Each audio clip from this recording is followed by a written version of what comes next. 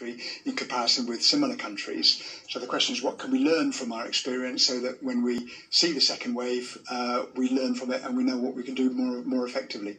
The Prime Minister had prepared a folder of answers today, ready for Labour's questioning. Right, Honourable Keir Starmer.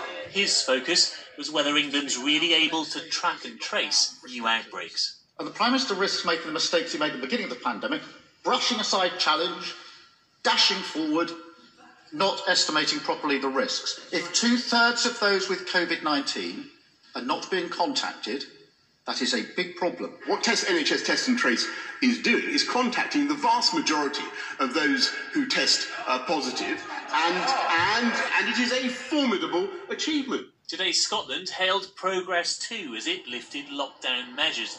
The 5-mile travel limit will be scrapped from July the 3rd, with pub gardens reopening from July the 6th. From the 10th, people will be able to meet with 2 other households indoors before restaurants, hairdressers and hotels reopen from the 15th. The sacrifices that have been made have suppressed the virus, though I know how hard and at times painful they have been. They have also protected the NHS and they have undoubtedly saved a significant number of lives. But with the virus still circulating, the rush to reopen could easily be spoilt by one small slip. Paul Brand, News at 10.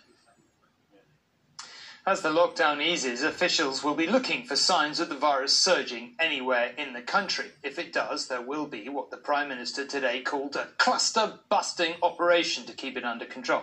In simple terms, that means councils and public health officials activating a local lockdown. So how might that work? Tom has been to Surrey to find out and see the challenges that authorities may face. You're just in your bubble with like 10 people, so it's really good. The experience of primary in a pandemic